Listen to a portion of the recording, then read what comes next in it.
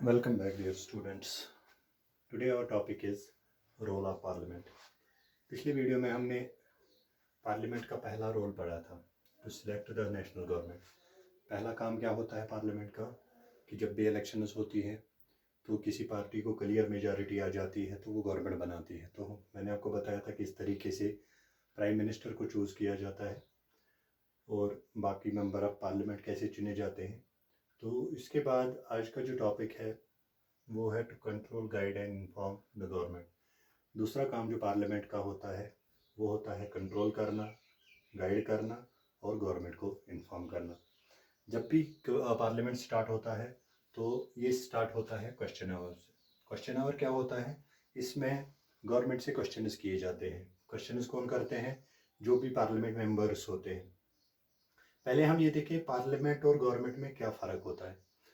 Parliament जो होता है, जितने भी लोग इलेक्ट हो जाते हैं, जो इलेक्शन जीतते हैं और वो मेंबर बन जाते हैं, तो वो पार्लियामेंट मेंबर्स यानी एमपीज़ कहलाते हैं, मेंबर ऑफ पार्लियामेंट। उसके बाद जिस पार्टी के पास मेजॉरिटी होती है या कभी कभार कोलिशन होती है, 2 या 3 पार्टीज मिला के गवर्नमेंट बनाते हैं, तो वो लोग जो होते हैं वो गवर्नमेंट कहलाते हैं। तो पार्लियामेंट में सारे आते हैं, चाहे वो गवर्नमेंट हो या अपोजिशन के लोग हो। जो भी लोगों के रिप्रेजेंटेटिव्स पार्लियामेंट में जाते हैं या हाउस ऑफ द लोकसभा जिसे हम कहते हैं या राज्यसभा में, सारे लोग इसको हम पार्लियामेंट कहते हैं। 2 हाउसेज हमारे पास है पार्लियामेंट के, राज्यसभा या लोकसभा। तो क्वेश्चन आवर में सारे मेंबर्स जो होते हैं वो क्वेश्चन करते हैं गवर्नमेंट की फंक्शनिंग को देख के, उनकी पॉलिसीज़ को देख के। अपोजिशन भी क्वेश्चन करते हैं गवर्नमेंट की के जो ड्रॉबैक्स होते हैं, पॉलिसीज़ जो उनकी होती हैं। तो टाइम टाइम पे इन क्वेश्चंस पूछे जाते हैं ताकि इनकी पॉलिसीज़ और जो भी ये काम करे वो सही तरीके से लोगों तक पहुँचे। गवर्नमेंट जो है, इससे फीडबैक हासिल होता है गवर्नमेंट को। जो क्वेश्चन आवर होता है पार्लियामेंट में, चाहे अपोजिशन करता है या बाकी मेंबर्स करते हैं, इससे गवर्नमेंट को भी वैल्यूबल फीडबैक मिलता है। तो और इससे गवर्नमेंट जो है वो सतर्क हो जाती है। अगर कभी भी फाइनेंशियल डीलिंग्स हो तो पार्लियामेंट का अप्रूवल ज़रूरी होता है। मतलब तब तक कोई फाइनेंशियल डिसीजन गवर्नमेंट नहीं ले सकती जब तक उसको अप्रूवल इसका पार्लियामेंट का नहीं हो। तो इस तरीके से हमने देखा कि बहुत सारे तरीके हैं जिससे पार्लियामेंट जो है वो गवर्नमेंट को कंट्रोल भी करती है, इन्फॉर्म भी करती है और गाइड भी करती है। तो अब अगर हम देखेंगे who are the people in the parliament, parliament में कौन से लोग होते हैं। हमें पता है कि डाइवर्सिटी है हमारे देश में, बहुत ज़्यादा डाइवर्सिटी है। लोग बहुत सारे बैकग्राउंड से आते हैं, बहुत सारी कम्युनिटीज़ से आते हैं। तो हर एक कम्युनिटी को, हर एक बैकग्राउंड के लोगों को गवर्नमेंट में एक पर्टिकुलर हिस्सा मिलता है। वो अपने जो उनके लोग होते हैं उनको रिप्रेजेंट करते हैं। जैसे आप देखते हैं एसटीज़, ये अपने इनको लोगों को रिप्रेजेंट करते हैं। इनकी जो भी मांगे होती हैं, इनकी जो भी प्रॉब्लम्स होती हैं, ये उनको उन प्रॉब्लम्स को लेके पार्लियामेंट में आ जाते हैं और उनका सॉल्यूशंस ढूंढते हैं।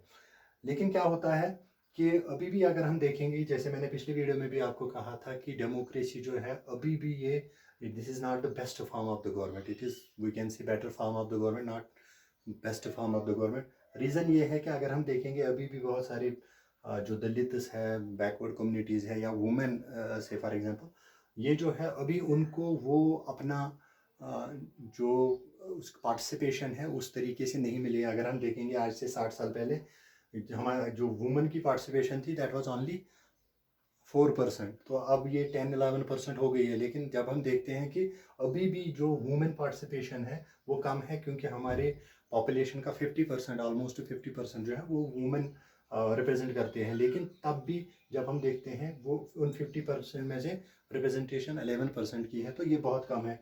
लेकिन अभी धीरे धीरे, जैसे मैंने आपको कहा कि ये जो डेमोक्रेसी है, ये धीरे धीरे जो है सारे इसके जो ड्रॉबैक्स है, इसके जो फ्लाज है, उनको ओवरकम कर रही है। तो धीरे धीरे ये सारी प्रॉब्लम्स जो है ये हल होती जा रही है। इसलिए ज़्यादातर लोग जो है प्रेफर कर रहे हैं डेमोक्रेसी को। नेक्स्ट जो फंक्शन है पार्लियामेंट की, that is law making. Law making, कानून जैसे बनाए जाते हैं, जैसे मैंने आपको कहा है कि जो हमारी ये गवर्नमेंट है इसकी 3 सुतून है। एक तो है लेजिस्लेचर, दूसरा है एग्जीक्यूटिव और तीसरा है जुडिशरी। लेजिस्लेचर का काम होता है कानून बनाना, एग्जीक्यूटिव का काम होता है उस कानून को राइज करना, और जुडिशरी को लोगों को उस कानून पे चलाना या सजा या जजा देना। ठीक है, तो ये लॉ मेकिंग कैसे होती है, ये नेक्स्ट चैप्टर हमारा 4th चैप्टर जो है अंडरस्टैंडिंग लॉज, उसमें हम अच्छे से ये इसको समझेंगे।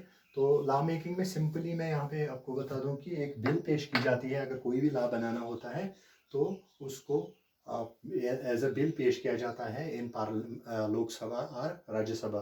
तो 2 तरह की बिल होती है, एक तो मनी बिल होती है, दूसरी नॉन मनी बिल होती है। मनी बिल जो होती है वो खाली लोकसभा में इंट्रोड्यूस होती है। नॉन मनी बिल जो है वो किसी भी हाउस में आप इंट्रोड्यूस करवा सकते हैं। तो ये 3 फंक्शन जो है पार्लियामेंट के, first to select the national government, second to control, guide and inform the government, and third law making. Law making अभी मैंने आपको पूरा नहीं बताया क्योंकि ये एक पूरा चैप्टर है। इस पर नेक्स्ट चैप्टर जो है हम अंडरस्टैंडिंग द लॉज, तो उसमें हम अच्छी तरीके से देखेंगे कि ये लॉज कैसे बनते हैं, पॉपुलर अनपॉपुलर लॉज कैसे होते हैं, कौन से लॉज कैसे वजूद में आए हैं, बहुत सारे एग्जाम्पल्स हम उसमें पढ़ेंगे। तो इसके साथ ही ये चैप्टर ख़त्म होता है कि होप कि आपको समझ में आ गया होगा। कोई भी क्वेश्चन हो, कोई भी क्वेरी हो, आप कमेंट बॉक्स में पूछ सकते हो। Till then take care and good bye.